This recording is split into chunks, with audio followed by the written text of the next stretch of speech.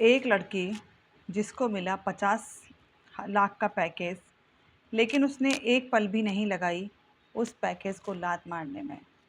जानने के लिए सुनते हैं ये पूरी कहानी। मुंबई की एक लड़की थी निशा, एमबीए टॉपर थी और उसको 50 लाख का पैकेज मिला था। जॉइनिंग का जब दिन उसका था तो एक दिन पहले उसने सोचा क्यों ना मैं घर की सफाई कर दूं। घर की सफाई करने के लिए जब वो पापा की अलमारी को साफ़ कर रही थी तो उसने अलमारी में देखा कि बहुत सारे पुराने कागज़ पड़े हुए हैं और वो सारे नीचे फेंकती जा रही थी। तब उसमें एक फ़ाइल मिलती है और उसने फ़ाइल को अंदर से खोला तो उसमें लगभग 200 के करीब रिज्यूम थे और सब में पापा का नाम लिखा हुआ था।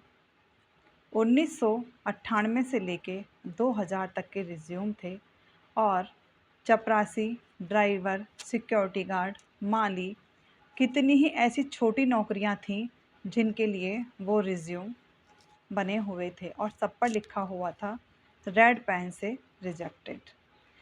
आखिरी पन्ने पर मेरे पापा की हैंडराइटिंग थी। वो लड़की बताती है कि आखिरी पेज पर पापा की हैंडराइटिंग से लिखा हुआ था, उसमें लिखा हुआ था कि आज निशा ने मेरे से कहा है, पापा मुझे डॉक्टर बनना है या मुझे फिर एक बहुत बड़ा इंजीनियर बनना है।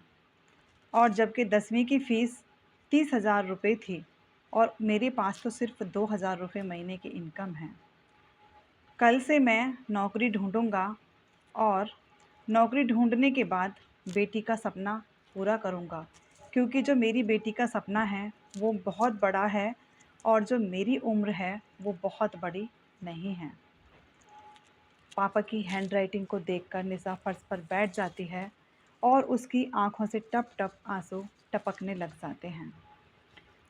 फिर वो जो 50 लाख का पैकेज की नौकरी मिलती है उस पर नहीं जाती अगले दिन और सीधा पापा का हाथ पकड़ती है। हाथ पकड़ने के बाद में वो अपना स्टार्टअप शुरू कर देती है।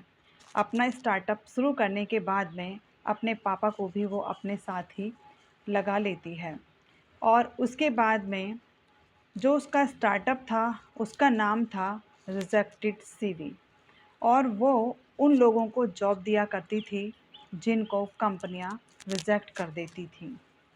तो अब उसकी जो कंपनी का टैगलाइन है वो है, क्योंकि हर रिजेक्शन के पीछे निशा का सपना होता है। हर रिजेक्शन के पीछे किसी न किसी के बच्चे का सपना होता है।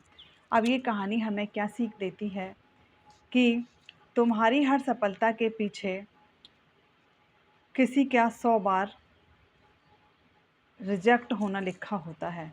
तुम्हारी हर सफलता के पीछे कम से कम 100 बार रिजेक्ट होना लिखा है। उड़ान भरने से पहले देख लेना, उड़ान भरने से पहले देख लेना, तुम्हारे पंख किसने अपने सपनों से बनाए हैं। तुम्हारे पंख किसने अपने सपनों से बनाए हैं, क्योंकि हर बच्चा जो बड़ा बनता है कहीं ना कहीं वो माँ बाप के सपनों के पीछे भी अपनी उड़ान भर पाता है। माँ बाप अगर साथ ना दें तो कोई बच्चा उड़ान अकेले नहीं भर सकता, है ना।